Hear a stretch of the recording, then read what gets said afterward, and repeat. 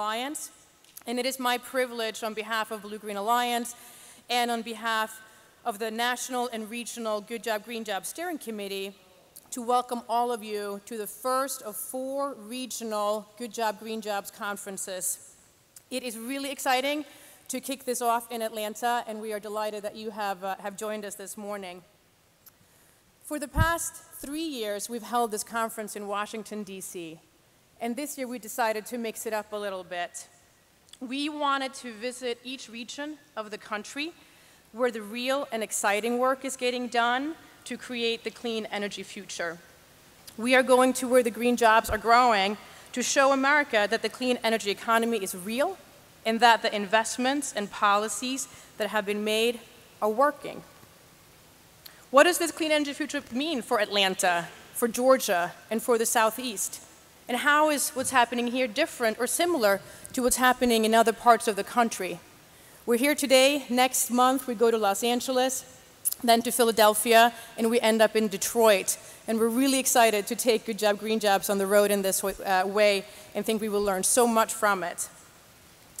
Over the next 2 days, we will have the opportunity to dive deep into some of these issues. We have over 40 workshops to choose from, and issues ranging from transportation, clean energy efficiency, manufacturing, workforce development, youth. We also have some really exciting plenary panels. This morning we'll hear from Larry Schweiger from NWF.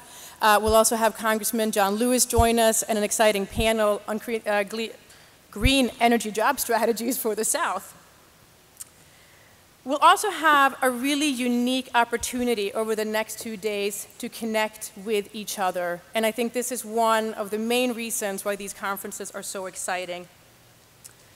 We need to get to know each other, build deeper networks, and find ways of working together when we go back home, because as we all know, that's where the real work happens.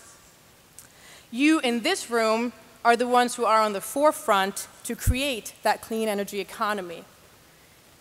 At this conference, we have more than 200 organizations represented, from labor unions to environmental groups to businesses to workforce development organizations. We have more than 26 states here. People even came from California and New York to the South, and we're glad that you made the trip. We have more than 200 people from the United Steelworkers and about 100 people from the Sierra Club, the 2 founding partners of Blue-Green Alliance, and we're really excited to see all of you here. I don't have to tell you that the economy is still in dire straits, and even though unemployment numbers have been going down, there are still way too many people who don't have a job or who worry about keeping the job that they do have. Just here in Atlanta, 57,000 construction workers are without a job. And it's not just about having a job, even though that is certainly important. It is about having a decent job with good pay, fair benefits, and workplace protections and rights. Working people are under attack all over this country, as we all know, and the economy for the 1% has never been stronger. There are way too many people who have to work 2 or more low-paying jobs to keep their families fed. There are way too many people who have to worry about what happens when they get sick or their kids get sick. There are way too many people who worry whether they can afford to send their kids to college or if they themselves can ever even dream of retiring. And that's why we're here at this conference, to build a better future for America and for working families. We believe that the clean energy economy represents not only a path for creating and maintaining millions of jobs, but also a path to make sure that those jobs are good jobs. So over these next 2 days, we will share success stories, build networks, learn about policies and strategies that have worked in different parts of the region and that could be expanded. And we set aside a lot of time for networking. We have time over lunch, we have breaks, and tonight, right here at the hotel, we have a reception for all the conference attendees. And I want to encourage you to meet your neighbor where you're sitting, and I want to encourage you over the next few days to seek out the people who are here from your state. Don't be shy about looking at people's badge, and to create those connections. Since we started this conference 4 years ago, I can't tell you how many people who've come to me and said, you know, I met so-and-so at Good Job Green Jobs in 2009, and now we're doing this work together on the local level. That's what this conference is meant to be. It's meant to be a kickoff to continue to build and to grow our movement. It is certainly a challenging time, and it is an exciting time, and it's time to get to work. And to kick us off and get us in the right spirit, I'm happy to introduce Reverend Greg Williams.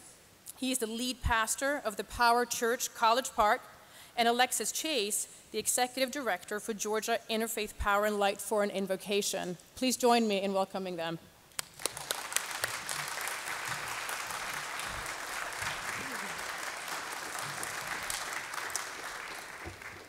Good morning, and as we begin this two-day process together, let us pause for a second to reflect and join me in prayer. My friends, let us give thanks for wonder that infuses all things now and forever. We offer praise to the source of life for entrusting us with so great a responsibility, that of caring for each other and caring for creation. And we acknowledge our dependence on this world, and we confess the polluting influence we have on the world, the air we breathe, the water we drink, the food we eat, and the land we farm. Your creation teems with bondage folk, and your creation teems with bondage creatures who have not enough for life or not enough hope. So we come petitioning one more time, seeking your majestic address to us, asking your powerful action among us, waiting for your new life toward us. And we pray for creation, and we pray for each other. Open our eyes, ears, and hearts, O gracious Creator, and so enable us to change our ways. Renew our passion for life, work wonders for newness, speak your word, and let us begin. I heard someone say that if you don't have a seat on the table, more than likely you're on the menu. We have come to this meeting to remove poor people from the menu and give them a seat at the table.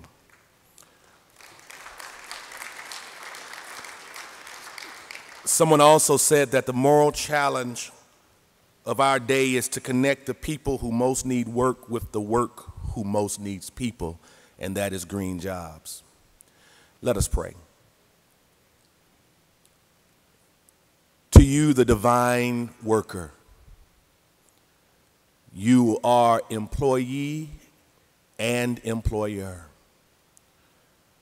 In the beginning, you created jobs.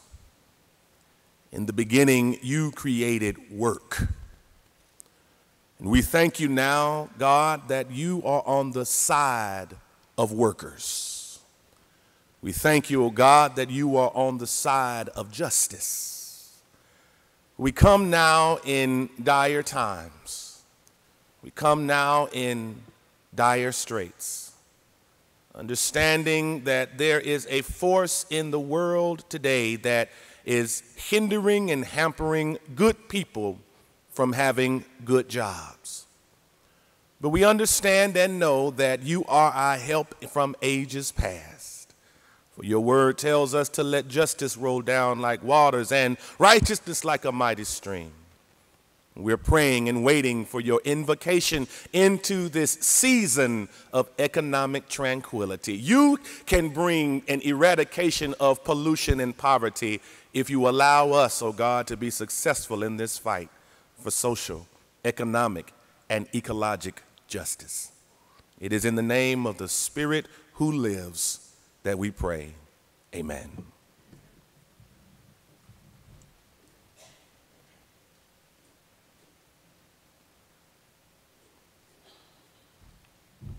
Good morning.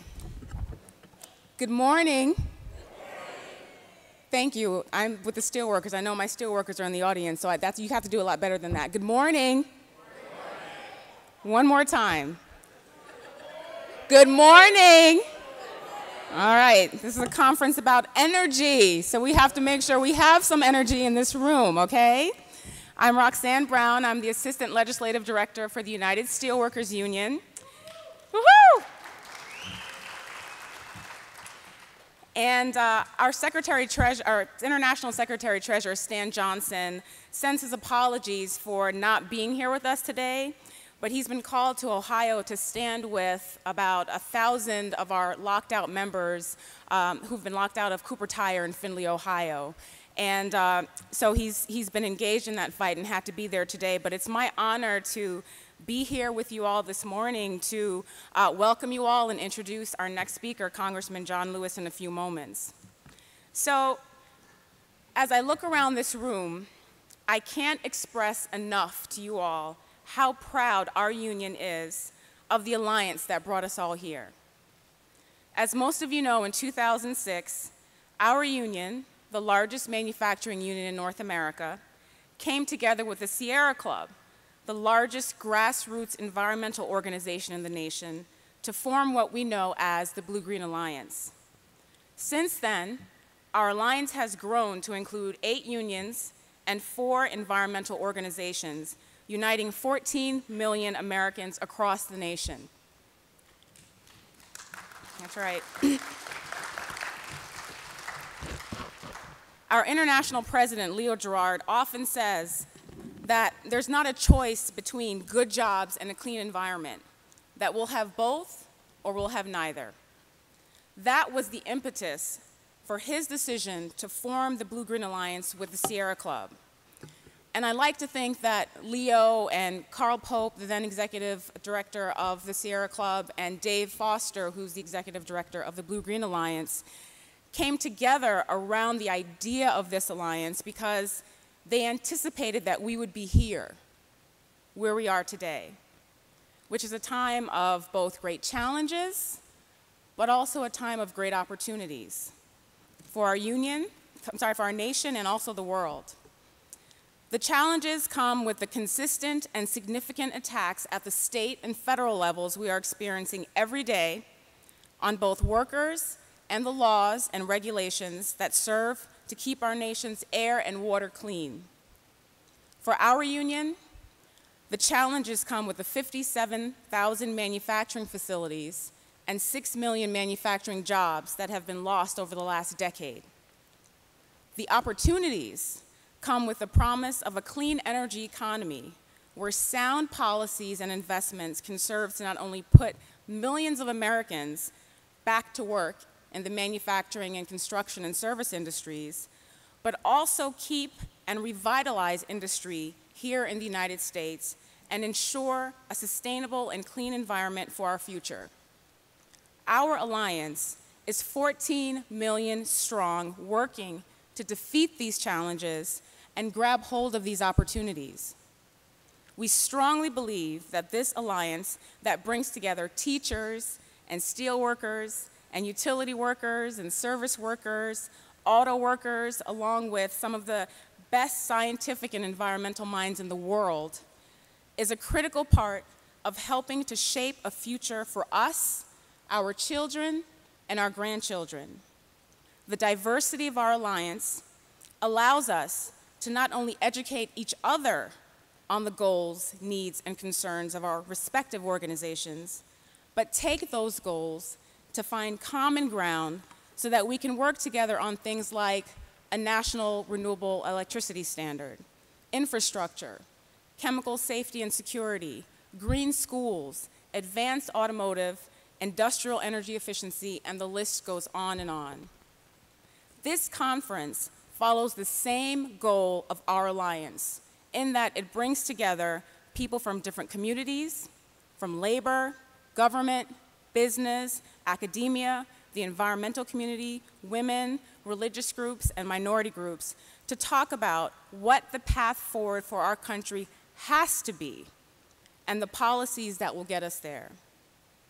This afternoon, as Margaretta mentioned, and tomorrow, you'll participate in a series of workshops following different concentrations from clean energy manufacturing to workforce and economic development. We hope these workshops and your interactions here will inspire new connections and collaborations on projects and policies for the clean energy economy, both regionally here in the South and also throughout the United States. I thank you all again for joining us for this conference, And now I'll introduce our next speaker.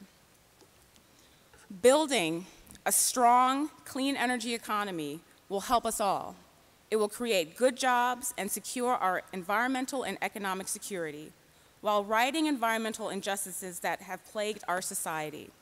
We must work together to achieve this goal, and we must build a movement.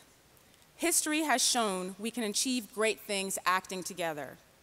Our first speaker has been building movements, righting injustices, and standing up to power his entire life. He is the distinguished congressman from Georgia's 5th Congressional District, Congressman John Lewis. Congressman Lewis has been called one of the most courageous persons the civil rights movement has ever produced, and has dedicated his life to protecting human rights, securing civil liberties, and building what he calls the beloved community in America.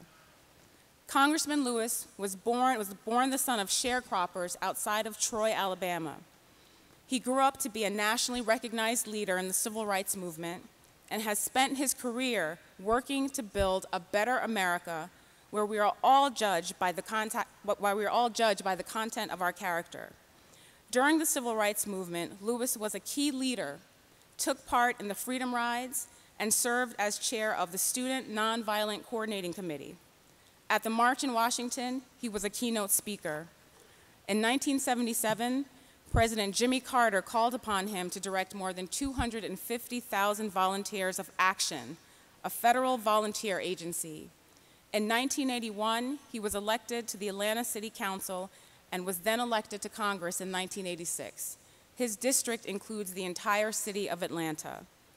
He is a champion for the rights of all people, a leader in the fight for a fair economy, and a moral leader who commands widespread respect from both sides of the aisle in Congress. Ladies and gentlemen, please join me in providing a warm welcome to our friend, Congressman John Lewis.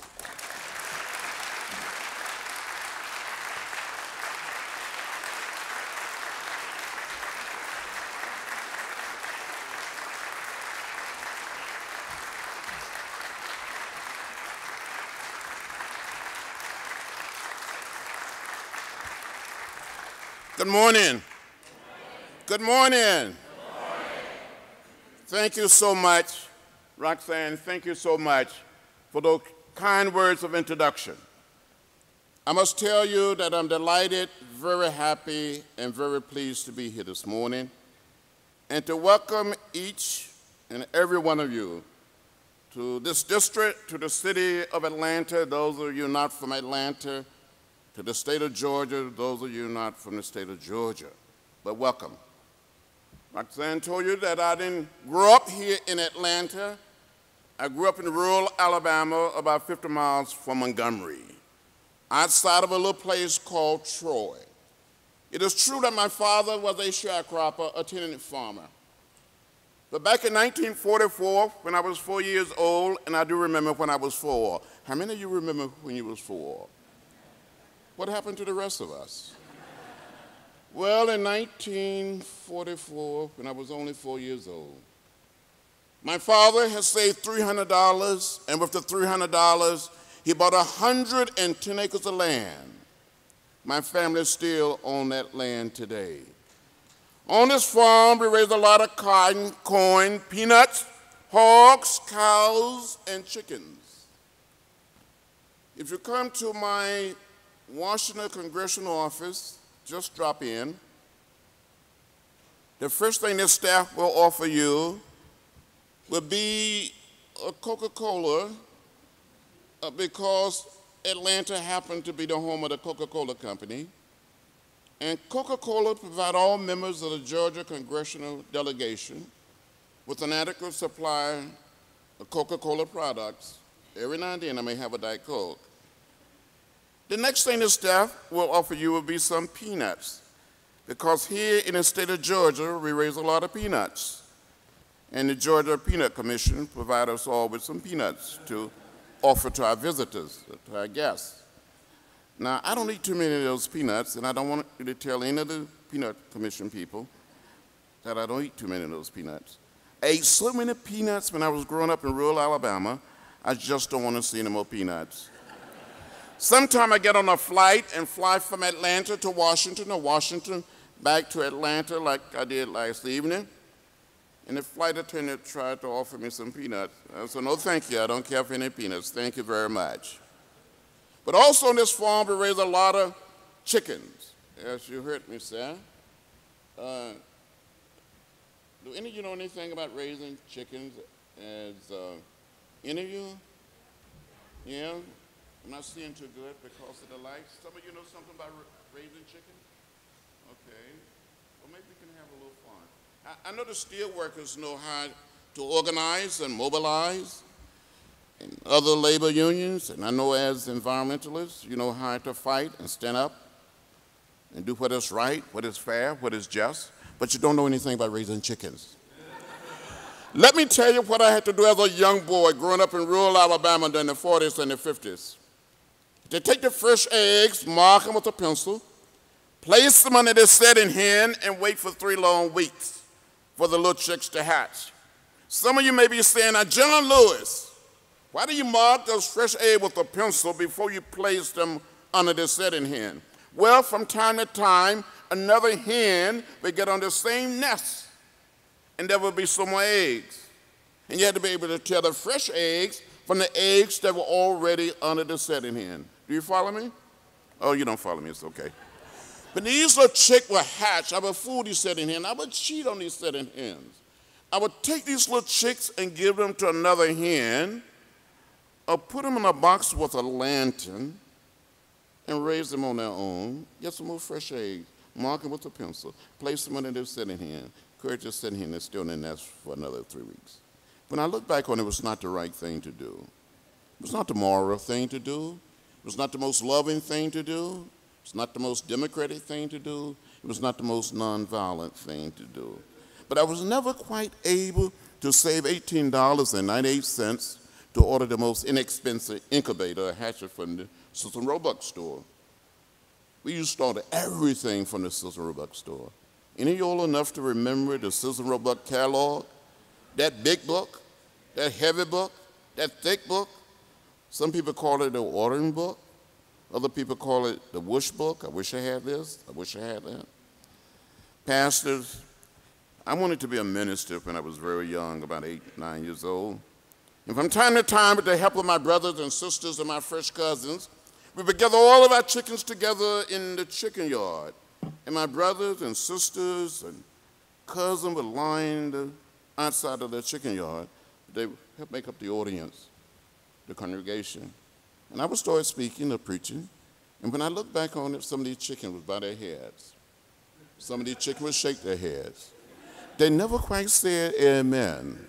But I'm convinced that some of those chickens that I preached to in the 40s and the 50s tended to listen to me much better than some of my colleagues listen to me today in the Congress.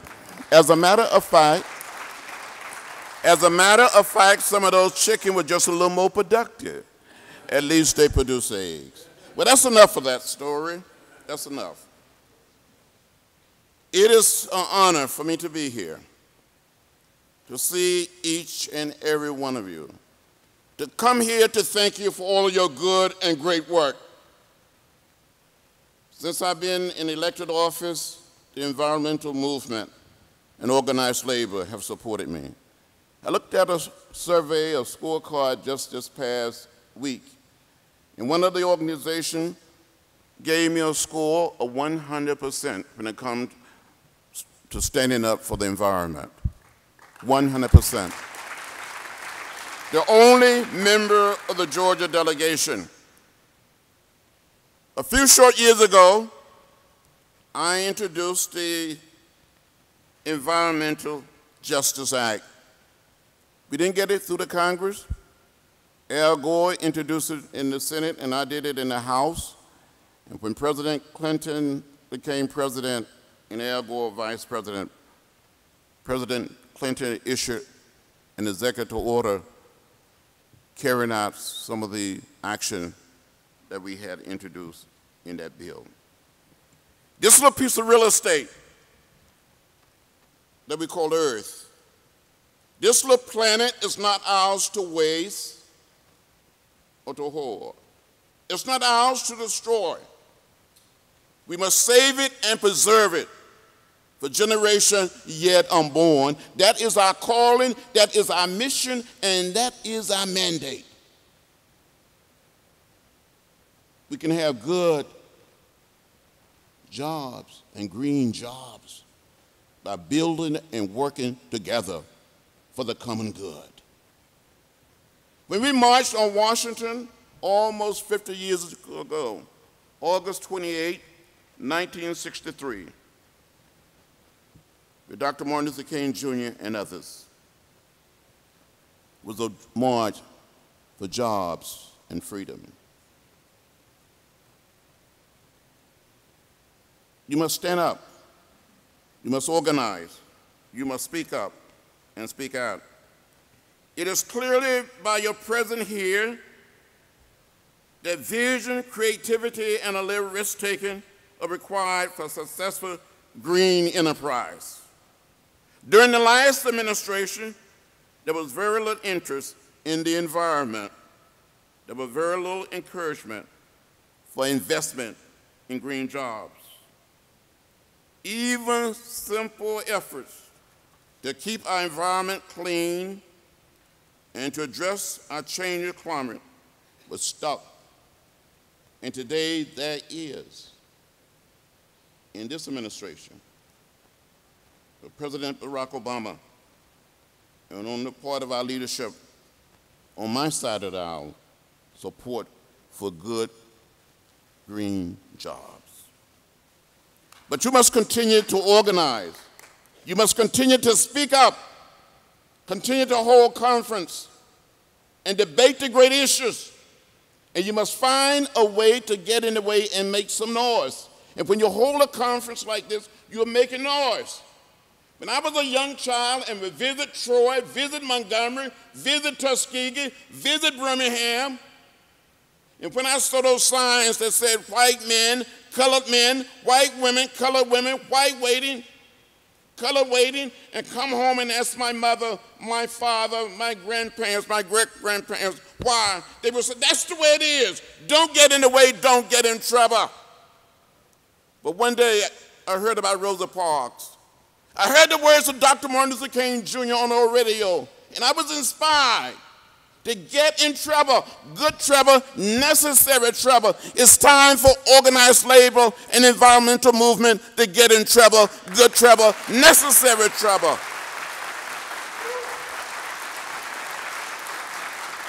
I think here in our country, we're too quiet. We're too quiet. We're too quiet. There's too much silence. We have to speak up, speak out, and never, ever give up or give in or give out. As a matter of fact, in 1987, I introduced a piece of legislation to create a national African-American Museum of History and Culture on the Mall. It took me several years to get it through the House. Because we had a senator, we passed it in the House, one Congress, another Congress, then in the next Congress didn't pass. But we weren't able to get it through the Senate because one senator from North Carolina by the name of Jesse Him opposed it. He put a hold on it. But we didn't give up. We didn't give in. We didn't give out. We kept the faith and we kept our eyes on the prize. And President Bush, too, signed it into law. And yesterday morning we had on the Mall, in the shadow of the Washington Monument, the groundbreaking for the building of this museum, and it will open in 2015. I tell this story only to say to you that you have to hang in there. Take a page from the early days of the Civil Rights Movement. We were beaten. We were arrested. We went to jail. I was arrested and jailed 40 times during the 60s. left bloody at the Greyhound bus station in Rock Hill, South Carolina. Left bloody at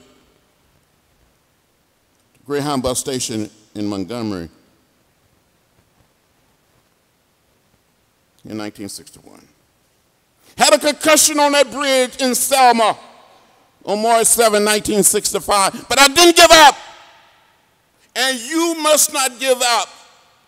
You must organize and mobilize, have discussion and debates, and continue to create a powerful coalition. And we can, and you will, create good green jobs.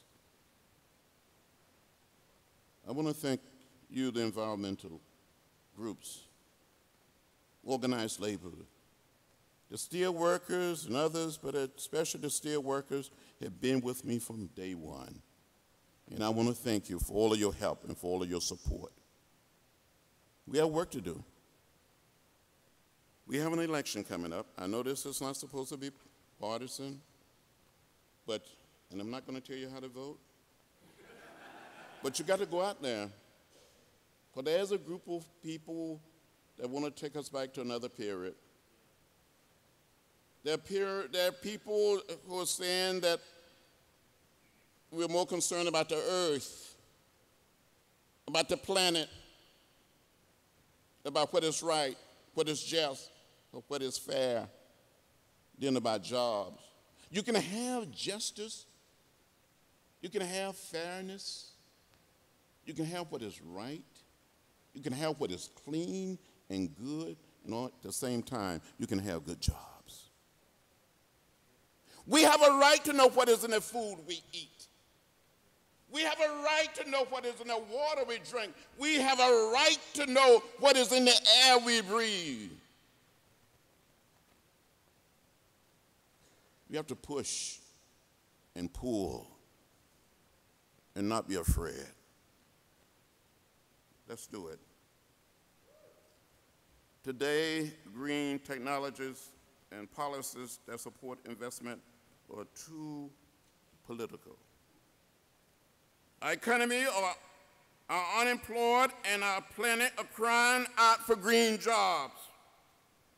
Yet our politics keep us from creating those jobs. But as Dr. King would say, the time is always right to do what is right. The time is right to protect our children, our seniors, from pollution. The time is right to protect our ocean from oil. The time is right to create green jobs. There's a myth, you hear it in some of these debates, some of the discussion, you're going to hear more of it. But there's a myth out there that protecting our air and water will hurt our economy. There's a myth that any federal support for research or manufacturing is a waste. You must tell the policymakers, the people who make decisions at the state level, at the federal level, that we must do what is right, that our planet and our economy demand that we look to clean, green jobs. The country that leads in green technology will have the strongest economy in decades and years to come. We can do it, and we must do it. We must see that none of our citizens are left out or left behind. In the final analysis, we are one people, we are one family, we are one house, we all live in the same house. Not just the American house, but the world house. Because there's dirty air in Chattanooga, it doesn't mean that the air in Atlanta is going to be clean. Because there's dirty air in Birmingham doesn't mean that the air in Montgomery or Tuscaloosa. Because there's dirty air and pollution in Jackson, Mississippi doesn't mean that the air Hattiesburg, Memphis, it's going to be clean. We all live in the same house. It's not just the house of Georgia or Alabama or Mississippi, but it's the house of California, Michigan, and New York, and Washington, D.C. When I was growing up many, many years ago on that farm in rural Alabama, I had an aunt by the name of Seneva. And my Aunt Seneva lived in what we call a shotgun house. She didn't have a green manicured lawn, had a simple plain dirt yard. I know what I'm talking about because I was born in a shotgun house. Do any of you know what a shotgun house is? No, you don't. Don't try to fool me. My Aunt Seneva lived in this old house, and sometime at night you can look up through the holes in the ceiling, through the holes in the tin roof, and count the stars. Whenever it rained, she would get a pail, a bucket, or a tub and catch the rainwater. From time to time, she would walk out into the woods and cut branches from a dogwood tree, and she would make a broom, and she called that broom the breast broom. For those of you who may not know what a shotgun house is, in the nonviolent sense, it's an old house, one way in, one way out, where you can bounce a basketball through the front door and it will go straight out the back door. My Aunt Seneva lived in a shotgun house. She would take this old breast broom and she would sweep this dirt yard very clean, sometimes 2 and 3 times a week, but especially on a Friday or Saturday because she wanted the dirt yard to look good during the weekend. One Saturday afternoon, a group of my brothers and sisters and a few of my first cousins were out playing in my Aunt Seneva dirt yard. And an unbelievable storm came up. The wind started blowing, the thunder started rolling, the lightning started flashing, and the rain started beating on the tin roof of this old shotgun house. My aunt became terrified, started crying. She thought this whole house was going to blow away. She got all of us, the children, together and told us to hold hands. And we did as we were told. The wind continued to blow. The thunder continued to roll. The lightning continued to flash. And the rain continued to beat on the tin roof of this old shotgun house. And when one corner of this old house appeared to be lifting from its foundation, my aunt had us to walk to that side to try to hold the house down with our little bodies. When the other corner appeared to be lifting, she had us to walk to that side. We were little children walking with the wind, but we never, ever left the house. We all live in the same house. It doesn't matter whether we're labor or environmental group, political group, business groups. We're one. It doesn't matter whether we're black or white, or Latino, Asian American, or Native American. We're one. One people, one family, one house. It's in the best interest of our country, in the best interest of our society, best interest of the planet, that we save this little piece of real estate, not just for ourselves, but for generations yet unborn.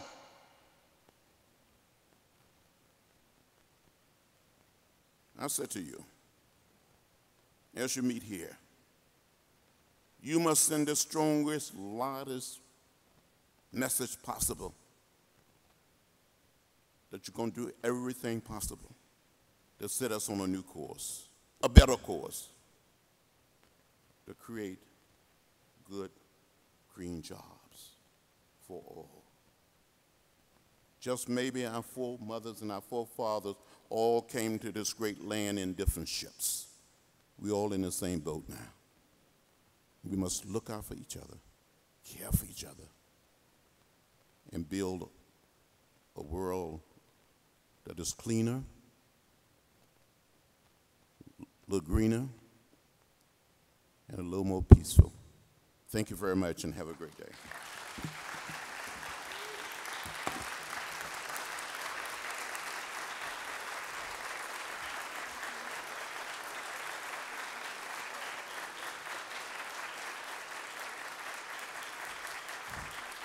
Thank you so much, Congressman Lewis. That was wonderful.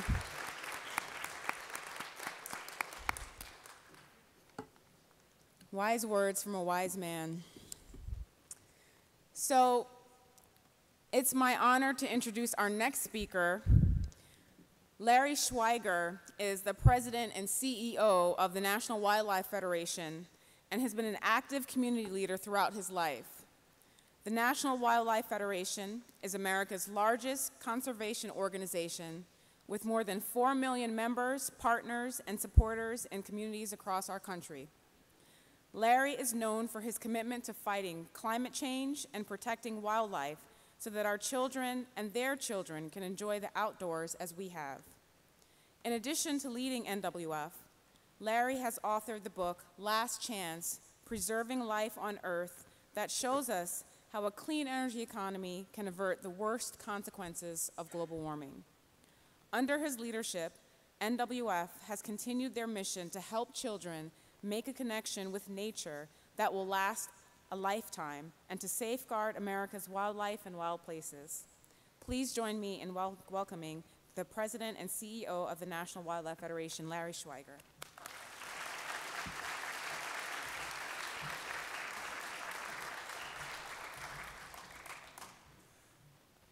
Thank you, Roxanne, and I want to say what a treat it is to hear Congressman Lewis. He is truly an American hero, one who not only is a powerful voice for civil rights, but also a great, truly great leader in so many fronts, including the environment. So it's a great honor to follow the Congressman. I would also like to acknowledge the great work that's being done by the Blue-Green Alliance, by David Foster and the entire team at the Blue-Green Alliance, and to call out, even though he's not here today, Leo Gerard and also Carl Pope from the Sierra Club. Leo Gerard is, in my mind, a real powerful force in our country today and a real example of great leadership. He reminds me of my first boss in this field. His name was John Laudadio, and John was both a conservationist. He was the president of our state affiliate in Pennsylvania, and also the head of the electrical workers in Pennsylvania. He worked for Westinghouse Electric throughout his career and ultimately ended up in the state legislature. And it was my privilege to work with John on cleaning up the environment. And Representative Laudadio believed very strongly that we needed to address the water pollution that we saw in those days and the air pollution, but he also believed in paying for it. And he made a promise to the industry that if they would allow him to address these incredible threats, that he would actually show up at hearings where the rulemaking was being decided on public utilities and support whatever was needed to get those jobs done. And so many times I wrote the testimony for John in those situations. And so for me, that was a really important nexus, because it was clear that the cleaning up the environment, in fact, created jobs. As you built scrubbers or electrostatic precipitators or put in sewage treatment plants or did other things like that, that you're creating jobs for the community, as well as cleaning up the environment for those of us who love nature. National Wildlife Federation is an organization of 4.5 million members. We represent people from all walks of life. Our members cut across the entire spectrum. The Federation has over 1 million hunters and anglers who love nature and who enjoy hunting and fishing, and many of our members are union members as well. So we have a kinship with the many labor unions represented here today. I'd like to talk a little bit about why green jobs today are so important.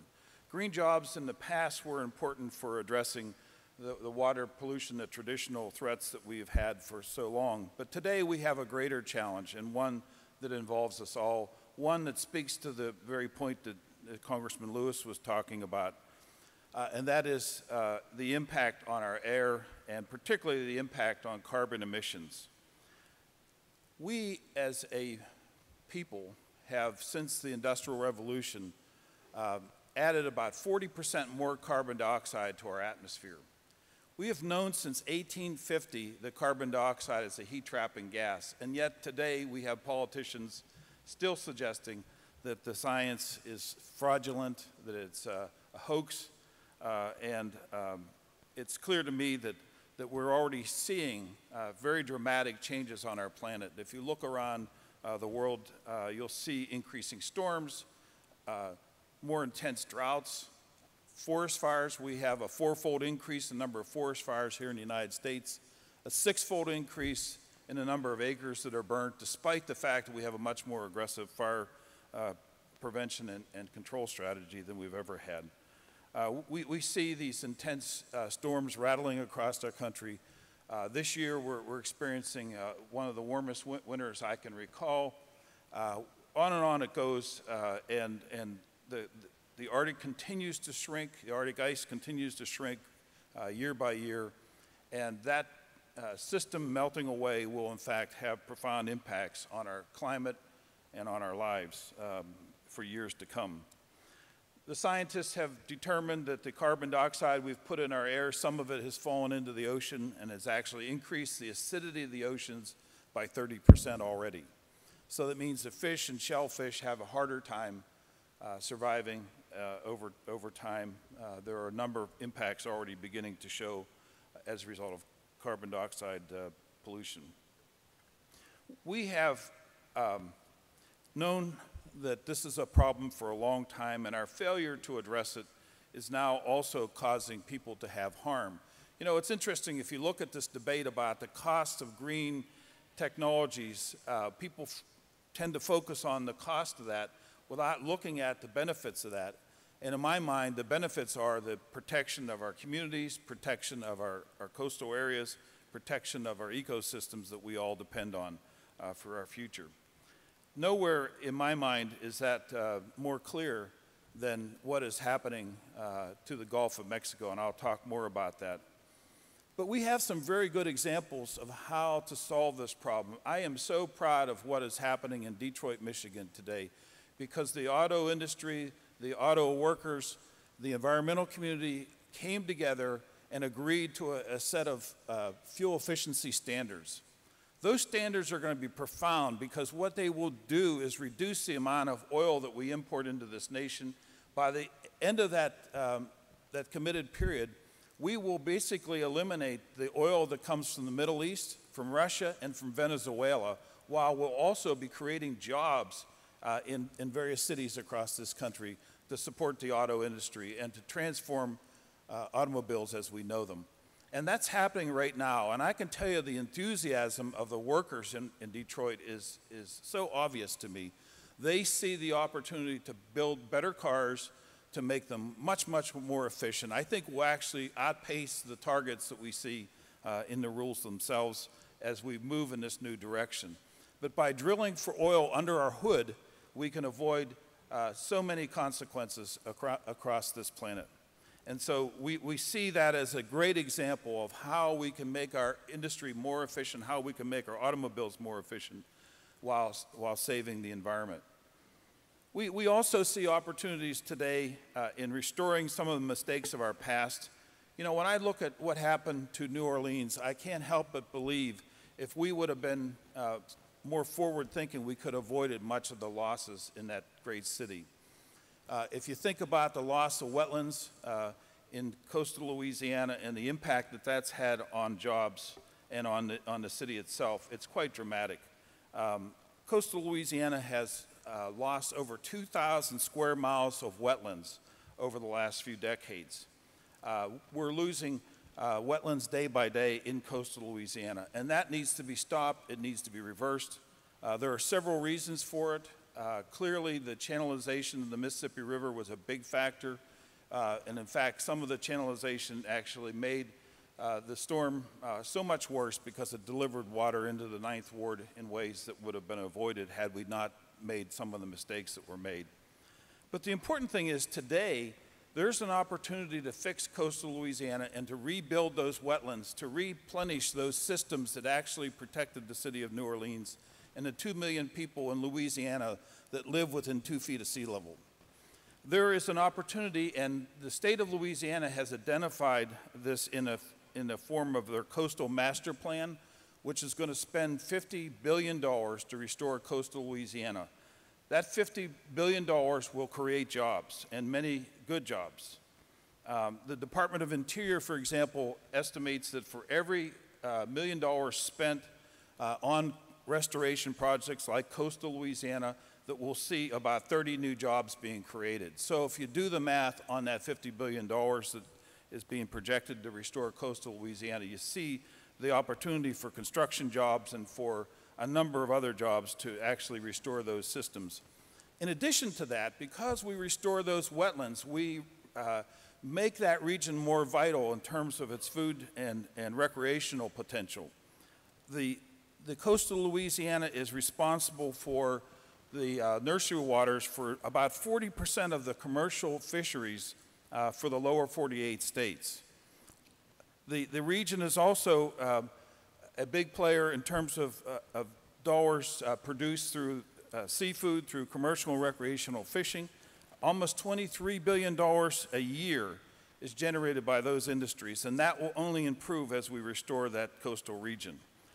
Tourism depends on natural wonders of the Gulf, and restaurants and hotels and other hospitality workers are part of the Gulf's $34 billion per year tourism industry. Shipping and exports from across the country rely on a healthy Gulf system. The Gulf region is home to 10 of our nation's largest 15 ports by tonnage. So we have a region that has been supported in its past by the systems that have existed. Those systems are being damaged. They're also being submerged by sea level rise, and we need to do our part to fix them, and by fixing them, we will actually create wonderful new jobs for those who are working to solve these problems. You know, if you think about it, what we're really doing is we're deciding that we're going to move away from carbon pollution, and we're going to move towards clean jobs. We're going to move towards new opportunities for literally millions of Americans.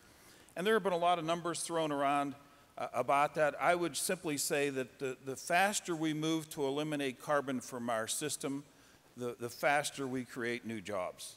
And whatever policies are created in Washington, those policies need to drive carbon out of our system, and by doing that, they will create marvelous and wonderful new opportunities for people to solve problems. And I think we see it even beginning today without policy, but clearly a policy will make a huge difference. There's no doubt in my mind that fossil fuels will get more expensive over time and will drive jobs out of the system, where clean energy opportunities will get cheaper and the jobs will continue to grow. Investments in environmental solutions clearly creates better jobs. Let me make a few observations about our future. We really have a very clear opportunity for change here. Change is never easy. It's never been easy. And there are people who are affected by change. I'd like to suggest that there are leaders of change. You know, we heard that from Congressman Lewis and his work over his lifetime. He's been a leader in change. And those leaders, those pioneers in change, end up, I think, the winners. And then there are those who participate in change, who go along with change, who accept change and try to adjust to it. And they also thrive and survive. And then there are those who resist change, who fight change at every turn. And we're seeing that today. There's an incredible fight going on over addressing carbon pollution, over addressing climate change, over addressing a new energy economy. And the battle is now, and it's ours to win or to lose. And we see great examples of that going on in this electoral cycle. And I am not here to make a political speech, but clearly our nation is facing a choice. And it's very obvious that we need to move to a clean energy economy. One of the things that John Laudadio did, and I'll conclude with this, when he was the head of the Joint House-Senate Conservation Committee, he was one of the sponsors of a piece of legislation that amended the Pennsylvania Constitution. And I'd like to share with you the language of that constitutional amendment, because I think it speaks to the heart of our role and the role of government in our world today. The language said this: the people have a right to clean air and to pure water and to the preservation of the natural, of the scenic, and of the historic values of our environment. And then the language went on to say, as trustees of these resources, the Commonwealth, in this case the Commonwealth of Pennsylvania, shall maintain and protect these resources for the benefit of all people, including generations yet unborn. And for me, it's that generations yet unborn, that intergenerational responsibility that's so powerful and so important to us today, because we are going to leave a legacy to our children. And that legacy will either be a healthy environment with clean energy systems and addressing these important ecological damages that we're causing, or it will be a crippled economy relying on dirty pollution and a very distorted world that is no longer as productive as it once was.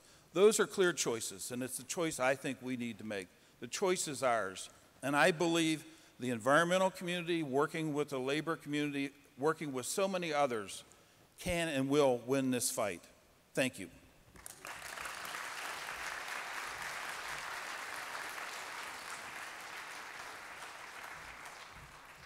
Thank you, and thank you to both of our plenary speakers this morning.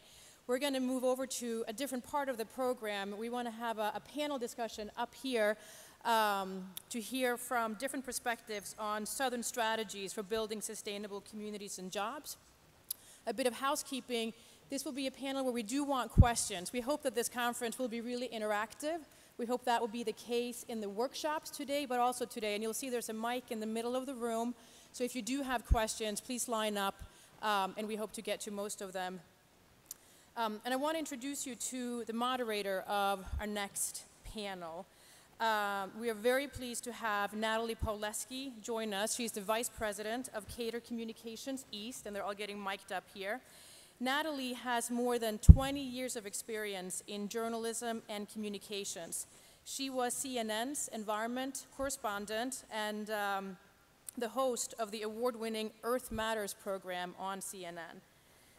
She's been elected to the board of directors and of the Society of Environmental Journalism, and she also served on the advisory board for the Institute for Journalism and Natural Resources and the Radio and Television News Directors Foundations.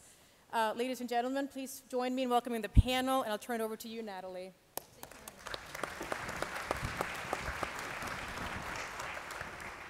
Is that right? There we go. I didn't hear it for a second. Good morning, everybody. Thank you so much for joining us. You know, it struck me as I was listening to Congressman Lewis and Larry that in the years I've been covering or working in the environmental space, it's been amazing how the idea that the environment and the economy are not enemies, that you can have economic growth and a good environment, that idea has gone from sort of greenwashing to mainstream to something everybody believed in, and now we're sort of at the risk of having it demonized again. I think some of our panelists today will give us some good ideas in how you can cultivate sustainable communities and bring jobs along with them. What we'd like to do is I'll kick things off up here by having each of our panelists say a few words about the kind of work they're doing and how it contributes to sustainable communities and good green jobs. And then we're going to want to open it up to questions from the floor. So think about what you might want to ask some of these panelists. It might be a follow-up on something they tell you, or perhaps you're working on an issue where you work and you could use some helpful advice and guidance. Well, these folks are just the people to ask. So I'd like to start with Carlton Brown. He's a founding partner and COO of Full Spectrum. It's a national leader in developing affordable, green, smart buildings in emerging urban markets. And Carlton has worked everywhere. He's worked in, I guess, West Africa, Louisiana. He's worked in New York, where he's the only developer appointed to Mayor Bloomberg's Sustainability Advisory Board.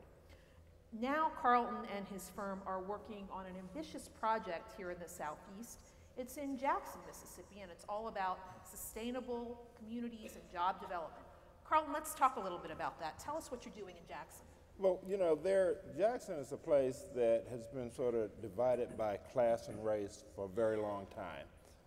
people are sort of separated into their little alcoves. And the first thing that we believe, if you're going to start to create sustainable communities, you need to tear down those man-made social barriers, whether they're class, race, gender, et cetera.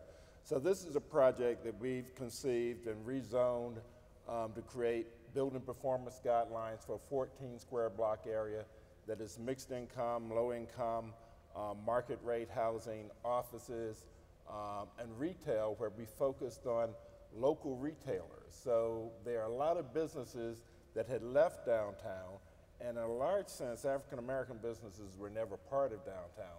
So we are creating an inclusive community, and I think when you start talking about environmental justice and restoring the environment and good jobs, you have to be inclusive. And so I think that's an important thing, and especially for Jackson. And in Jackson, we committed to doing this project with all union jobs, which is just sort of unheard of in Jackson, Mississippi. And it raised a lot of eyebrows, but over the time, as we've gotten a lot of approvals, people are starting to see it differently because we've actually attracted new businesses and helped start new businesses that will be in this development. Now I can see how redeveloping this area, it's in the redevelopment process, you've got good green jobs going on. But my understanding is that as well, there are permanent jobs associated with this and a permanent sense of sustainability. Some of the features that this area will have will make this a more sustainable community. Tell us about that. Well, you know, there are, and you know, so often we get focused on the construction jobs. But quite frankly, for this first phase of it, the construction jobs will last 2.5 years, right? But what's important, we are creating about 800 new permanent jobs there. Some of it is in managing the building, some of it will be new jobs that are coming into the area, and we're looking at different ways of managing resources. You know, I think here in Atlanta, everyone recognizes that water resources are really vital because a few years ago, we nearly ran out here in Atlanta. Well, the same thing happened in Jackson. The reservoir nearly went dry, right? And so one of the things that we're doing is we're collecting storm water, we're collecting black water and all the water from the toilets, cleaning it up, and using it for a central chill water plant for the entire facility. We're using that for irrigation. We're doing soft infrastructure so that we collect all the storm water off the streets. Because up to this point, the city of Jackson had been putting 9-point source pollution into the Pearl River Basin, which is immediately adjacent to the site. So now we're collecting the water, we're using it a different way with rain gardens and soft infrastructure, and we're looking at that way, and we're generating about 10% of our power on site from renewable energy sources. So it's a very different way. So we're creating jobs in energy, we're creating jobs in maintaining a green streetscape, we're creating jobs that we're bringing jobs back into the state for new businesses that we're bringing that want it to be in green buildings, right? Second thing is what I think is really important. We aren't going after national retailers, right? We've worked on all local businesses that were elsewhere but are opening a second location in this community. So it's creating a sort of vibrancy that wouldn't otherwise have been created. Let me ask you one more question on that, Carl. What kind of businesses are deciding that, hey, this sounds good, this is a place we want to open up shop? We have, what do we have? We have a pet store, we have several restaurants, we have a bakery, we have, I'm talking about retail businesses now.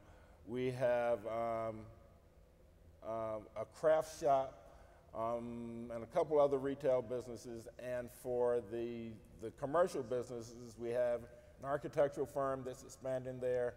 We have several GSA offices that are moving there. And we're negotiating with a call center that's looking at moving people back from overseas here to this market because they think that, the one, they want to be downtown, they want to be in green buildings, and it makes more sense to be in a market like Jackson where there are 40,000 students, you know, in that community, and it's a source of jobs for them. So it's really at the center of this sort of revibrancy or reinvestment in the city that we think would be transformative and be a catalyst for other work there. And housing is part of that as well. Housing is a big part of it. Our first phase has 154 residential units, and they're mixed income. It's being built to a LEED Gold standard, and the office building is being built to a LEED Platinum standard. and we have a near zero carbon robotic garage for 500 cars, I believe. Sounds like Jackson's going to really be hopping. That's what we believe. Thanks, Carl. Well, to introduce our next panelist, I want to, for those of you who are not from Atlanta, I want to set the table a little bit by talking about the Beltline. The Beltline is a bunch of old railroad corridor. It's kind of a circle that goes through Atlanta, sort of a necklace. And it links 45 neighborhoods. It's about 22 miles of railroad corridor. The idea here is to turn that into a green ribbon, put in trails and parks, but also put in transit and transit-oriented development as a way of knitting Atlanta together and developing in a very sensible and sustainable way, because as you may have experienced firsthand, our traffic is a bit of an issue in this part of the world. So this is a way of bringing people together along transit closer into the city core. And if you'd like to learn more about the Beltline, by the way, there's a panel on it tomorrow, and I'd recommend it to you. They're talking about 30,000 new full-time jobs coming into the Beltline. It could be, the next Atlanta airport or the next Atlanta Olympics in terms of the next big development news here. So imagine this Beltline, and it's a green necklace through Atlanta, and one of the beads on this necklace is a community called Pittsburgh, and our next panelist has done a lot of her work there. Tamanika Youngblood is president and CEO of Sustainable Development Strategies Incorporated. She was the director of neighborhood transformation for the Annie E. Casey Foundation Atlanta Civic Site. And she was also the founder of the Center for Working Families, and that works to strengthen families and neighborhoods as well. And Tamanika, could you tell us a bit about your work trying to develop sustainable communities right here in Atlanta, especially given some of the unique challenges the community you work in has been facing? Right, so if we think about Pittsburgh as one of those pearls in the necklace, it's a pearl that has had a rough life. Pittsburgh in the Atlanta area is what is characterized as ground zero for foreclosures. It's been particularly hard hit by mortgage fraud, a lot of investor foreclosures, and so it's a neighborhood that, while it's on this lovely necklace, is in many ways in need of refurbishment, of revitalization, and of renewal. What we've decided to do is to look at this opportunity that is presented by now much lower housing costs as a result of the devaluation because of the foreclosures, as a way to acquire as much property as we can on behalf of the neighborhood, and to revitalize the neighborhood by taking advantage of this wave of sustainability and greenness to really create a neighborhood for working families that is positioned to be sustainable. Oftentimes, low-income communities are kind of the last to know, the last to be able to take advantage of new technology and innovation. And we are determined that this community is going to be a leader in terms of a follower. And so being a Beltline neighborhood is an advantage for us. We have a site that the Casey Foundation owns in Pittsburgh that is 31 acres. It's a vacant site. It's just brown enough to attract some resources for brownfield, but not a real problem. It's an opportunity whose southern border is the entire Beltline for transit-oriented development. We're looking at attracting a light green manufacturing for job creation. It's a requirement. We're also looking at the potential for an urban agriculture. It is 31 acres, 7 minutes from the Atlanta airport, right on 75, 85, and of course along the Beltline. So logistically, it's a great opportunity for job development and job creation. So we're looking very seriously at attracting those kinds of industries. In the meantime, we are working to revitalize the neighborhood, and as part of repositioning the neighborhood, we have taken the position that everything we do will be green and sustainable. So our houses are all Earthcraft standard. We spend a great deal of time getting families to understand the value of not just the structure, but of operational efficiency for the structure, so that their energy costs do not exceed, which have been the case, particularly water in Atlanta. Their energy costs do not exceed either their rent or their mortgages, which is certainly possible in the current environment. So we've spent a great deal of time making sure that we build and create housing that is as green and sustainable as possible, but also working with residents, with households, and with the community to understand that we can position ourselves as a community for working families as one of the greenest in the city. You know, that can be a real challenge when you've got families that are, I mean, this is a neighborhood that's really been beaten down, and you've got some families who are just holding on. Right. How have you found that you're able to, it's one thing to convince somebody who, you know, is making a good living and doesn't really worry about their financial future to make an investment or to in some green aspects of their home. It's another thing if somebody's just holding on and having trouble paying the groceries. How have you done that? What kind of messaging has worked? How do you work with these families? The messaging that works is dollars and cents. If you can save this money from your electric bill or your water bill, you get to take your children to the movies, you get to save some more pennies for a new car or potentially to own the home that you may currently be renting. I mean, folks understand the benefit of having more money. And what we've been able to do is to characterize that saving in a way that is real for folks. The difference, this is what your energy costs were prior to the work we've done. This is your energy cost now. You can see it. We collect their bills. We use it as an opportunity to show them that, in fact, this is good, solid, logical, sensible living in a way that is good for you and your family because it saves you money.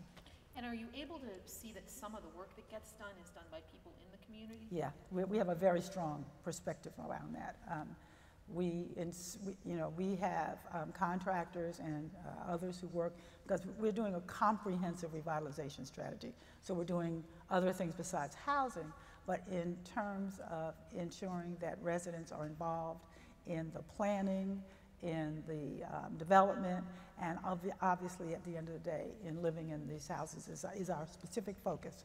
While we want to attract others to the community and to the neighborhood, obviously for a greater mix of incomes, which is our stated goal and intention, we are very focused on making certain that we improve this neighborhood for the benefit of those residents who are there and who have been there for the long term. Thank you. And Louis Partain is our next panelist. He's recording secretary for the North Georgia Building and Construction Trades, and as well as vice president of the Georgia AFL-CIO. I'm sure it's not going to surprise many people in this room that the building trades have had a very tough time of it lately here in the Atlanta area. But Louis is going to give us the union perspective and also some interesting projects that he's been working on. You might have heard of the Atlanta Better Buildings Initiative or the Emerald Cities Collaborative. Louis, from the building trades perspective, what's going on with sustainable communities and jobs here in the Atlanta area? Well, we've been working with the Emerald Cities here in Atlanta to create some jobs along the energy efficiency retrofitting buildings. There's about 62 million square feet just within a 400 square block area in downtown that's being targeted to retrofit all these buildings. So it's quite a bit of work. The mayor has committed to lowering the amount of energy and water used in the city of Atlanta by 20% by 2020. And when they came out with the Clinton Global Initiative, the Better Buildings Challenge, Mayor Reed went up there, I think it was in Chicago, and he was one of the first cities to sign on to it. There's 3 cities, Atlanta, Seattle, and Los Angeles. So we're getting support from the business community, the city government, and the building trades are interested in getting these to be high road jobs, and that will be union jobs, high road jobs, and also making sure that the community gets something out of it. But we want to use like a community workforce agreement, which would specify that a certain percentage of the entry-level people that get into training programs for these jobs would come from areas in the city close by that have not benefited from those kind of jobs in the past. You know, green jobs have obviously become a bit of a political football lately. Right. You know, with people saying, "Oh, these aren't real jobs." How do you answer that? What do you tell people?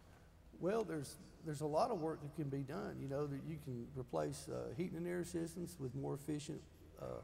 And well, it's one of the more expensive, but just doing the building envelopes. I mean, you know, we had that tornado here a couple of years ago that blew all the glass out of that Westin Peachtree Plaza building. Where they ended up having to replace the whole skin on the building because the glass on the building was so old and it was out of code, and also, you know, that was a $40 million job. It was a huge, big project. It took quite a while to do, but they actually replaced it with a much more energy efficient glass.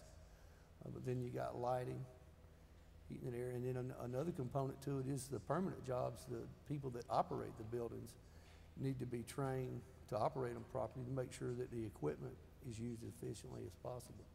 Now, talking about, could you put it in a broader perspective for us in terms of construction jobs and building jobs in Atlanta over the last several years? What kind of losses have we seen, and what kind of potential do you see in the sustainable community green jobs possibility? Well, it's been pretty rough. My particular local, I'm in the painters local, and we've probably got 30 to 35% of our members out of work right now. Some of those members have been out of work for 3 to 6 months. You know, we're in the building trades in general. There's people that have been out of work for a real long time that probably will go on ahead and retire. And so that is going to cause us to need to bring more people in and train them. But there's some projects going on in Georgia that are a little far away, you know, that are going to be pretty big, and they're going to need more people.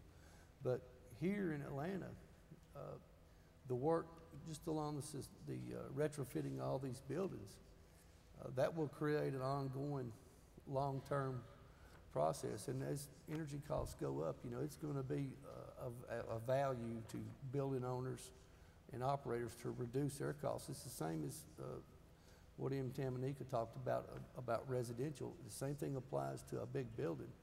I heard a business leader yesterday say that, you know, if he's thinking about investing in a building and their energy costs are $30 million a year, but they could do $5 million worth of work and save $15 million, then they're wasting money by not doing that work and making their building as efficient as possible. So there's a great opportunity for a lot of work in that market here in Atlanta. Thanks, Louis. Larry, we heard a little bit about, you know, your take on the issue of sustainability and green jobs. You talked a bit, I've heard you suggest that moving to clean energy jobs it's a going bet, whereas sort of relying on some of the old ways of powering our country, that time may be over a little bit. Am I reading that right? Well, I think about the BP oil spill, and one of the lessons that we should take out of that is cutting corners cuts jobs, but it also causes enormous ecological damage. And I think, you know, when we think about clean jobs, we think about having job safety. You know, 11 people died in that accident.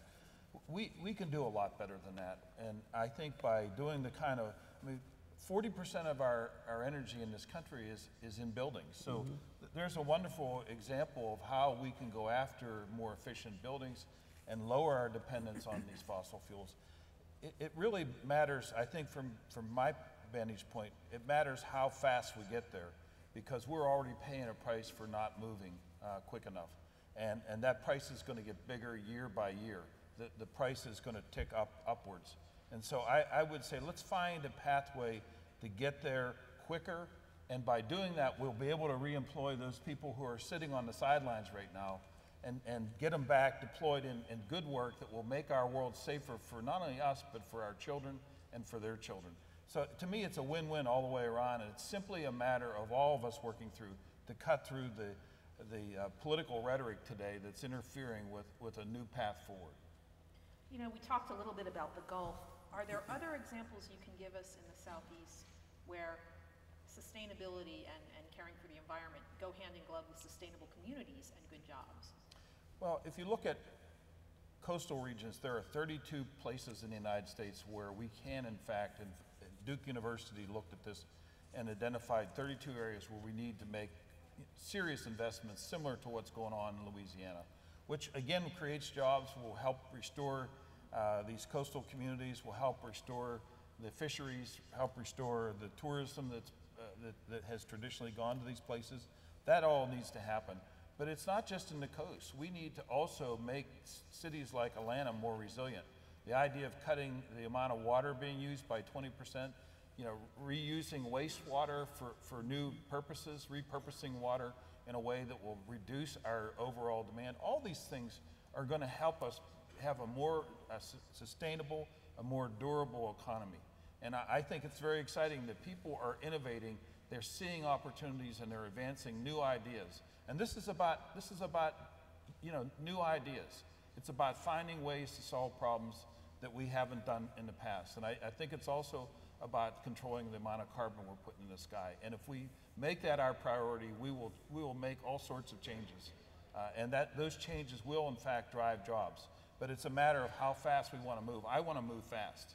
I want to move as fast as we possibly can, because it will re-employ all the people who've lost jobs, and will create a better world for our kids. And that the economic opportunity is an interesting point.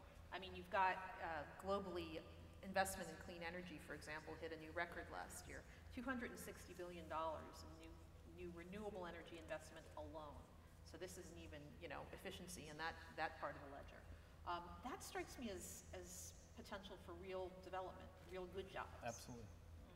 Right. I'd like to open it up to the floor. We have a microphone. If you would have any questions for our panelists, I'd encourage you to come on down to the microphone. Let us know who you are, and if you could kind of make it a little bit more of a question than a statement.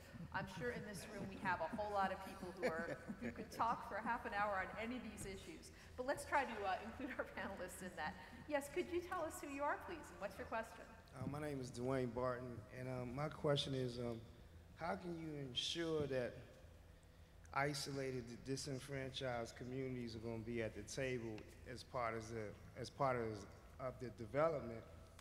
And what type of trainings do you get the individuals and communities involved in to prepare them? And not only the communities, but also the policymakers, the bankers, and the developers. And I do a lot of outreach in my community, and a lot of older people feel that this new Sustainable Communities Initiative is just urban renewal with a green dress. And where do you work? Tell us what you do. I'm the co-director and co-founder of Green Opportunities out of Asheville, North Carolina. Thank you so much. So that's a good question. I mean, how do you bring the community along? And Tamanika, you were kind of an expert at this. Well, I think the way you bring the community along is that it's really clear from every thing you do that the community is front and center and in some ways leading the effort.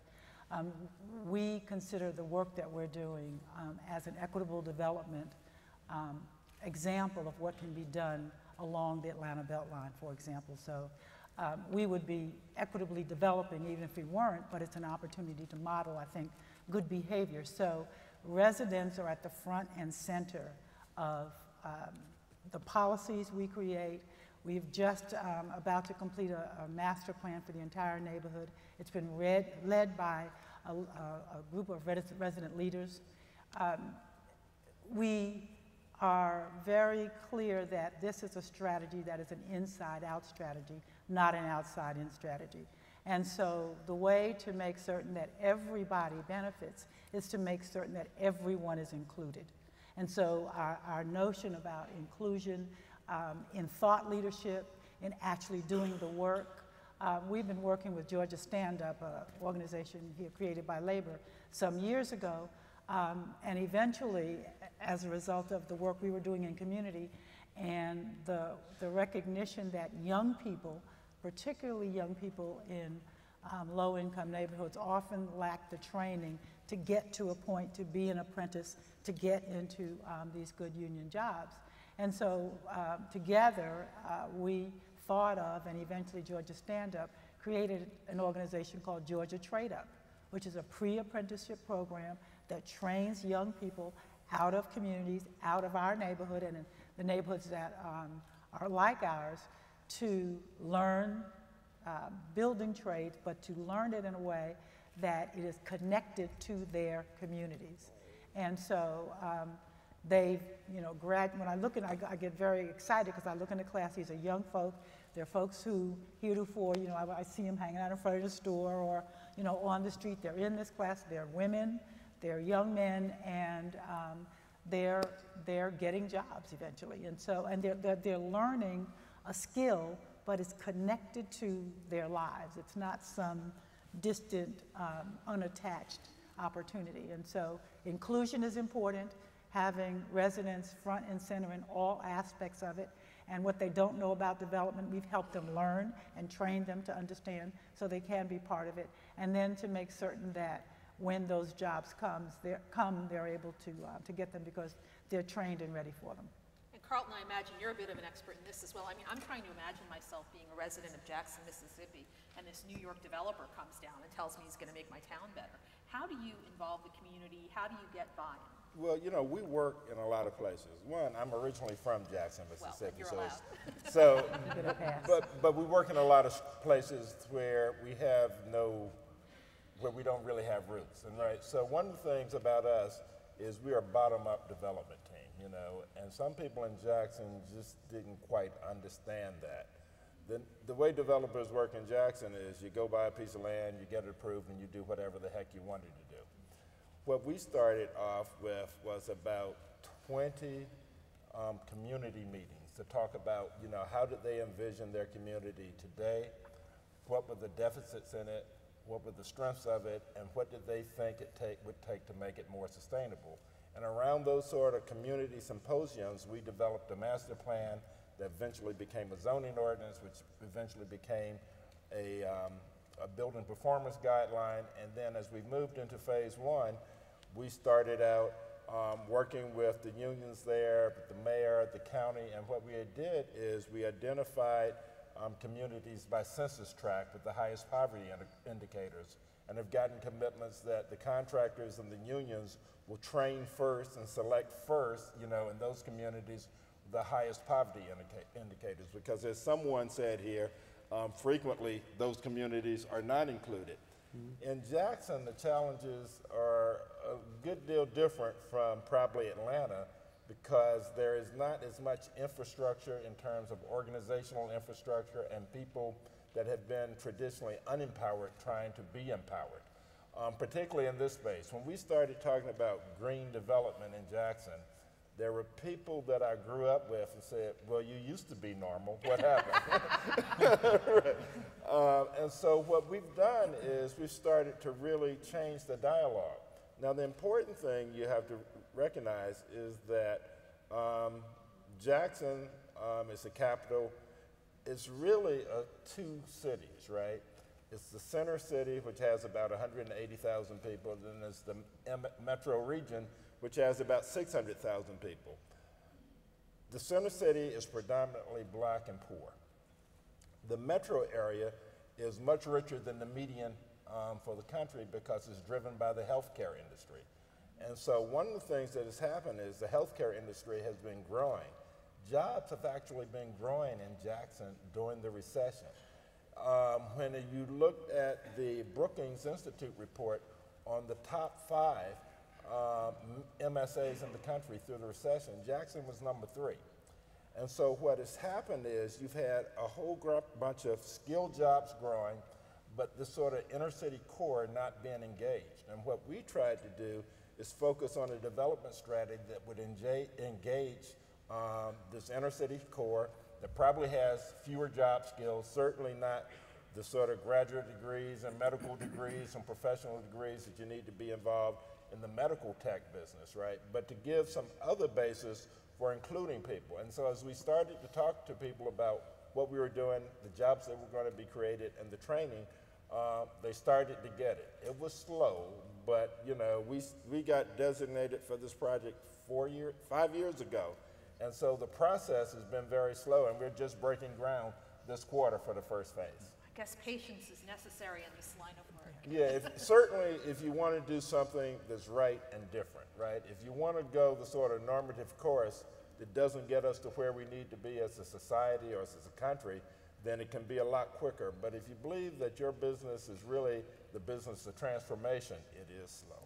Dan, I wanted to say something real quick about, he asked a question about how do you get the community engaged, and then the training component, and Tamanika touched on it. Well, Georgia Stand-Up's been around for about 6 years in Atlanta. They've been doing really great work in getting the community engaged in what does the community want. So there's, if you're in Atlanta and a part of a community that feel like you're not being heard, I think there's been there where the group is there to get them engaged. The Georgia Trade Up, the building trades have been instrumental in helping them get that started. That's been a really good program. We've put a few people to work out of there in my local, and they teach them the soft skills, give them exposure to a lot of different trades, and they can make up their mind of which craft they want to go into. But it's really good because it's bringing some of those folks from the inner city and the surrounding area and trying to get them into the trades, give them exposure. But the soft skills is the important part, because a lot of folks don't know you got to be at work at 6 o'clock in the morning on the other side of town. You better be there. You're not going to get to work. So it's folks that maybe haven't, it's not like they can look to, a brother or a sister or a father for maybe how to be a member of the building trades. Maybe their family doesn't have a tradition of working in it. Because I'm from Pennsylvania, it's, you know how it is. Your brother, your father, everybody was in the union, and that's how you get in. Mm-hmm. But if you don't have that tradition in your family, getting in must be a little tough. The building trades unions are changing because honestly people aren't really beating the doors down to get in. But there's just a huge demand for skilled craftspeople, starting to be. I mean, it's not right now, but as the attrition comes on, it will be. But they're coming around. Yes, sir. Tell us who you are and what your question is. Good morning. I'm Dr. David A. Paget. I'm the director of the Geographic Information Sciences Laboratory at Tennessee State University. I recently completed a project with the U.S. Environmental Protection Agency where we developed a green careers curriculum specifically for HBCUs and minority serving institutions. And so my question to the panel, which is a question that we often have in academia, is for potential employers in the green industry or in the green economy, what specific coursework or curriculum would you suggest that our students really focus upon in order to make them most employable so that they can get something for all the money that they spend in tuition after they graduate, particularly in the green economy? And our primary objective, of course, is to diversify these green jobs and green careers, especially amongst people of color. Who'd like to tackle that, Larry? I'll respond a little bit. National Wildlife Federation has been involved working with the community colleges to better equip the incoming job force in many communities across the country. I think the community colleges have a real important role to play. But I also think there's a need for universities and colleges across this country to take a hard look at what they're teaching kids. Ed Mazaria, one of my friends who started the Architecture 2030 project, Ed often talks about the fact that we are equipping architectural students to build a 20th century building, not a 21st century building. And we ought to be building buildings today, and we ought to be teaching our students today to build buildings that have zero carbon emissions, that actually produce the energy that they need, that have ways of managing their water and all the other resources that go into that structure. And that's what we ought to be striving for in the building side. I think the same is true in some of the other technical fields. I think we ought to be looking at how we squeeze the most amount of energy out of the energy that we're currently using and drive the process to equip students so that they're better prepared to play in this 21st century space. If you think about it, it's, in terms of buildings, for example, it'd be like in the 20th century designing log cabins. That's really what we're doing today. We're teaching kids skills that were maybe good in the 20th century, but not in the 21st century. And it's time to move in a very different direction. you know, there are some things that are going, and another part of my life, I'm on the board of the U.S. Green Building Council, and we have a program called Green Schools, Center for Green Schools, and we've been actually working to develop curriculums for our tribal schools, historically black colleges and universities, and Latino serving universities that really focuses on how do you make the curriculum relevant to the 21st century. Because one thing, sometimes the academic community can be looking at what happened in the past as opposed to looking at what happens in the future. One of the things we're doing in Jackson, Mississippi, where we have an office, we've taken on interns from Jackson State University, which is a historically black college and university there in the city, and we're working with their engineering school and their planning school students so that they can sort of get that firsthand experience at working on it. So I think one of the things that historically black colleges and universities need to do is look for opportunities to form partnerships with businesses and architectural firms that are forward-looking so people can start to get that sort of real-life experience. Yes, ma'am. Hi, thanks. My name is Lisa Madry. I'm with the National Wildlife Federation, and I work on the Green Force Initiative that Larry was just referencing, and we've actually partnered with the USGBC and their Green Schools program as well. It's a great initiative. And my question is really, in our work with the community colleges on job training and job skills, obviously the question that everyone's concerned about is job demand strategies and we want to see an acceleration in the creation of those jobs in communities. So I'd like to just hear if you all have suggestions or success stories about either policies like building codes or incentives or investments that could be made at the local, state, or federal level to help spur job demand in these areas. Who'd like to tackle that? I'll tackle it, but it's going to get away from me. So. Okay. Should I wrestle you to the ground after 30 seconds? You know, the policy issue is a real challenge. And this isn't so much from our southern work, but from our work in New York. In New York, Mayor Bloomberg has really been aggressive about trying to create policies through Plan NYC that will stimulate the green economy, reduce carbon, create parks within 5 minutes, and a whole range of things. That on paper, they all sound good. Then they get to the city council, right?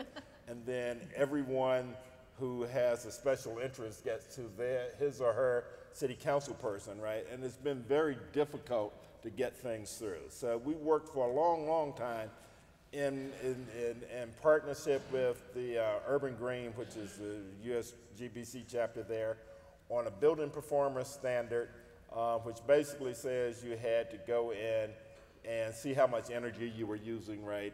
And if you were above a certain thing, have a plan, you know, to amend that. So if you did that, ultimately it would create jobs.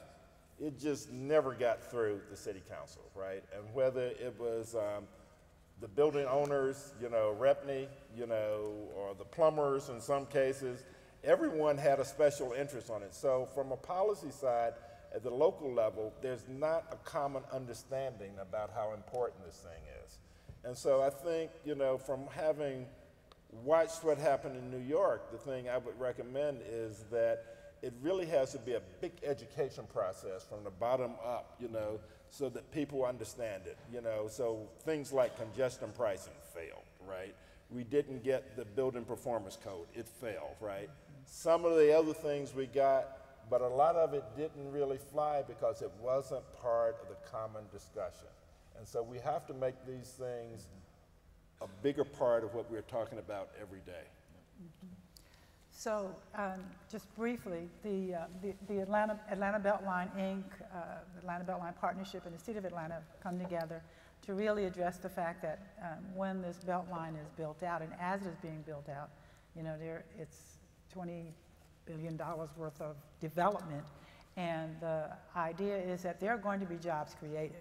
So the jobs will be created. Our challenge is to ensure that people who are in those neighborhoods and who heretofore have not been connected to those kinds of jobs do, in fact, have that opportunity. And so there are policies and procedures that are put in place to ensure that this time that actually doesn't happen. So it's less about creating jobs, but it's more about making certain that the people who ordinarily would not get them are in fact connected to those jobs that are going to be created.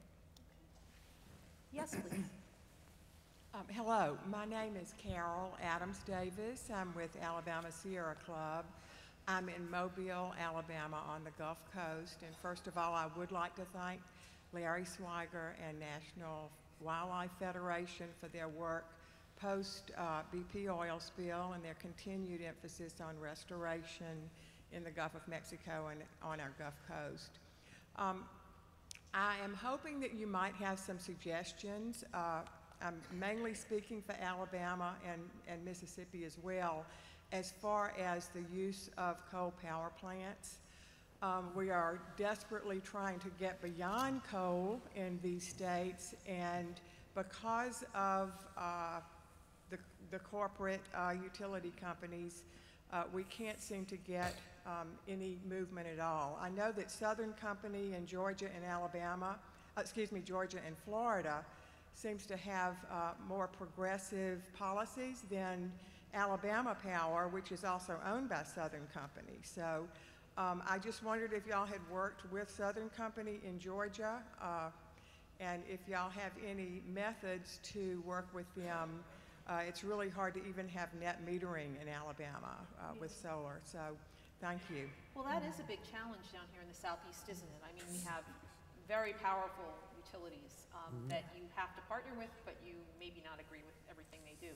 Does anybody have some advice from our friend from Alabama?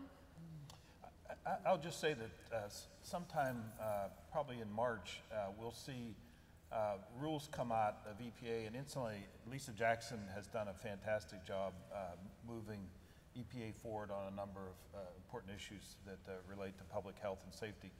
But the opportunity is for these new rules to actually address the carbon emissions from not just coal-fired power plants, but all sources of power like that. And I think those rules will help move us in a very important direction. I would urge folks to give voice to support that, because it in fact does solve some of the challenges we have. And I believe that the utilities, a number of utilities, are looking at what the future looks like and understanding that investment in dirty coal-fired power plants that do not control their carbon emissions is an investment in a technology that will soon become a stranded investment. And so they're starting to have real concerns about that, and I hope that understanding becomes more widespread. We cannot continue to put carbon in the atmosphere the way we have been doing and expect to have any kind of a world that's decent for our children. And so I think that's going to become increasingly clear year by year as the storm intensities get worse, as the droughts become worse, as all the other things that scientists have warned us about become clear. But for right now, the opportunity is for new rules by EPA and to urge their swift passage and adoption. The existing power plants will be coming along later, but it's important that we support that action. Is there a buzzword if somebody wanted to, hit their congressional delegation, I want you to support this, I don't want you getting in the way of these rules? It's called the new rules coming out, are they called something specific? Well, there's not we've not come up with a buzzword yet, but it's the idea that we need to control carbon emissions. We need to regulate carbon pollution, and that the Environmental Protection Agency is taking steps to do that. And it will have a benefit for public health, and will have an enormous benefit for public safety in terms of reducing the threat. And as we move forward collectively, protecting the planet is uppermost. I would also say that one of the other things that's going on right now is that BP is getting close to a court case, as some of you may know, and we're hopeful that the Restore Act is passed, which will benefit all the states in the Gulf Coast. We're supporting an effort to take 80% of the BP fines that they'll pay and use those to restore coastal regions in the Gulf. And we're hopeful that legislation passes. If it doesn't, we won't have that money available. And we're looking somewhere north of $20 billion for the BP settlement. So maybe there's some things that maybe you can't do statewide, but exactly. you can latch on to a national effort. Exactly. Yes, please. Hi, my name's Greg Leroy. I'm the director of Good Jobs First in DC, and I have a question for Ms. Youngblood. I know from Georgia Stand Up, hey Deb, and folks at Georgia Tech that tax increment financing, or TIF districts, are being proposed or planned for many of the areas around the stations on the Beltline. And I'm wondering, and that's kind of ironic, right? Because TIF is notorious in many states for subsidizing the opposite of transit-oriented development, for subsidizing Walmarts and Targets and Cabela's and Bass Pros, et cetera. Is TIF among the incentives you were referring to? Are you attaching more strings to TIF to promote local hiring, to job quality standards, other things to capture the community benefits? So the tax, we call them tax allocation districts here in Atlanta. The Georgia, the tax allocation district for the Beltline is a unique tax allocation district. The revenue that is generated by the increment is for trails, parks, paths. It is not for development. We know that green space is an accelerator of development and generally higher price development. And so that is not being subsidized with these funds. It's mainly to ensure that the Beltline itself gets built, knowing that the development will come. So we have been working on a community benefits agreement. We have the equitable development plan. I mean, we are trying to put in place all the best practices that are now at our disposal from the hard-fought, efforts of other cities around the country. And so we are determined that this beautiful amenity that the city will have will benefit all of its citizens, not just the folks who generally benefit from world-class amenities. And so we've put policies in place. Now it's up to us to ensure that those policies get enacted and get implemented. Having a plan is one thing, ensuring that in fact it is implemented is another, and we all take that as our responsibility. And we also take the notion, or have the notion, that the Beltline will not be successful if in fact it looks like just, frankly, another big Atlanta development project that does not benefit all of its citizens. Yes, please. Good morning. My name's Tony Anderson. I just had a quick comment directly to the question that you asked about the buzzword that we've been using in the youth climate movement. It's kind of the best way. We've been thinking in 5 words of this entirety of what all this is about. Slow, stop, and reversing carbon emissions. Like, that's what this is about. Everything else is inputs into that. Reversing sequestration, obviously, slowing efficiency, stopping clean, going clean. So that's kind of the 5 words we've been using. Thank you. We have time for 2 more questions. Okay. Penultimate question. Good morning. Debbie Nissen with Ulico. Hey, Carlton, I haven't seen you for a while. Right. Your project sounds great, a perfect example of good jobs, green jobs. I want to know how you financed it. It is the craziest piece of financing I've ever been involved in. And Debbie, we've been involved in some crazy things. But we're working with Steve at the Housing Investment Trust, and he's buying, he's buying the FHA bonds for the housing. We have a new market tax credit that covers a portion of the garage in the office building, and we have a state industrial development bond for the office building.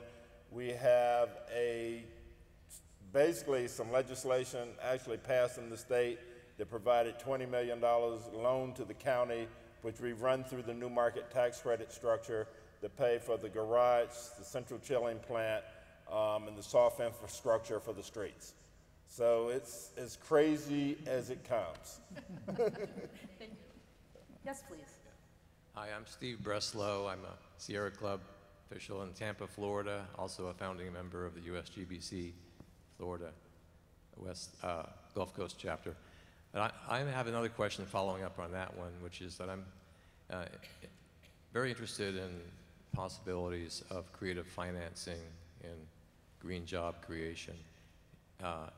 And yet, despite the fact that we have the lowest interest rates, I think, in many, many years, obviously, lowest existing housing prices in at least 10 years, lowest land prices, maybe going back 20 years or more. It seems to me there's tremendous opportunity out there right now in the midst of our economic slump. And yet I'm hearing very, very little about creative financing techniques for green job creation. And it seems to me there's just tremendous opportunity, but I'm not hearing much about it. Is there a resource center, or can you point us all toward more of these sources? I'd like to respond, first of all, to the point you're making about the great need that we have and why we're not moving fast enough.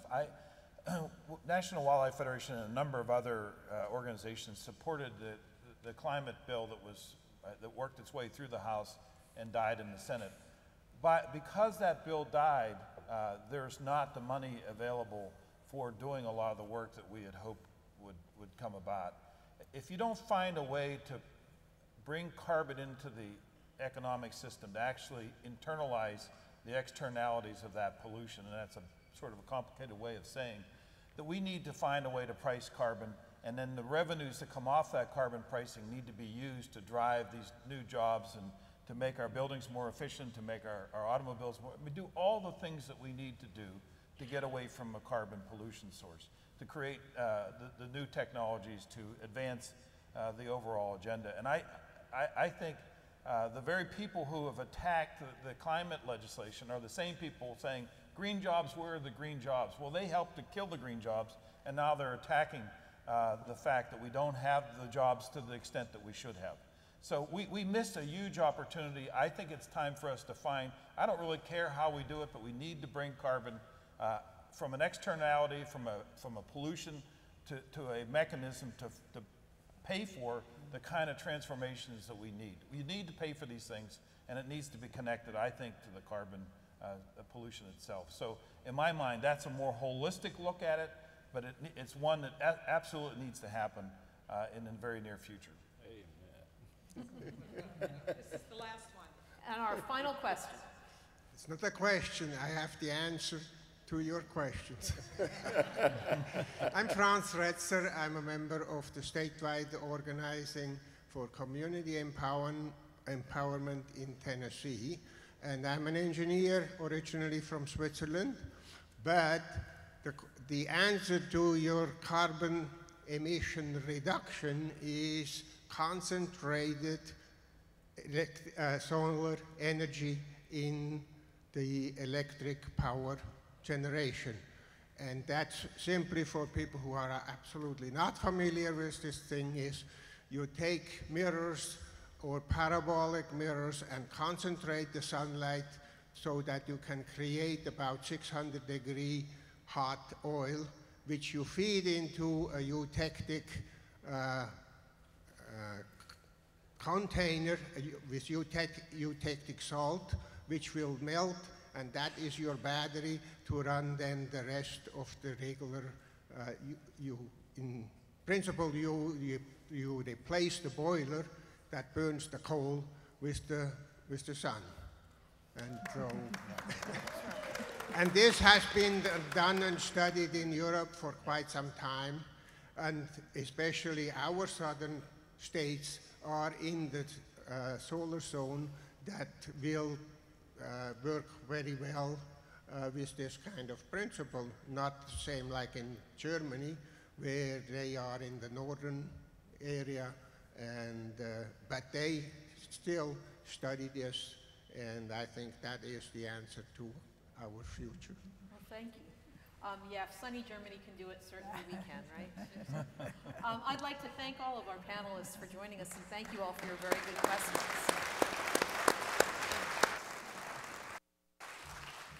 Thank you, and thank you, Natalie, for moderating that, and thank you all for being so engaged and for questions. We're going to take a break now. I just want to walk through some of the rest of the day. We have a break now between 10 and 10:30. I believe there's coffee outside. Then we have our first section of workshops. You will find in your program a very handy piece of paper. It's green. It has all the workshops and room locations on them. This hotel is great. It can be a little bit confusing. If you get lost, you will see people in pretty iridescent green shirts. You can't miss them. And I want to thank all of the volunteers for helping us, but they can help point you in the right direction to find those workshops. At 12, we break for lunch. It's on your own. In addition to the restaurants in this hotel, we've also included in your package some options in the immediate neighborhood. So if you have an interest in going outside, you can find information in there. And then the second round of workshops starts at 1:30. Then we come back here again at 3:30 for the final plenary, where we're going to continue to talk about clean energy jobs. We're going to talk more about financing. Deborah from ULICO is actually going to talk some about how do you pay, how do you get the financing to take these projects to scale. And we'll also have Larry Cohen, the president of the Communication Workers, join us and give a keynote. And then tonight, we're going to meet at 6 o'clock in the room, I think it's right next here, for a reception. We will have lots of food, we will have some music, and we hope that you will come as well to hang out, to talk, to meet the folks that you haven't yet, and we look forward to that. So enjoy the afternoon, enjoy the workshops, and we'll see you back here in this room again at 3:30. Thank you.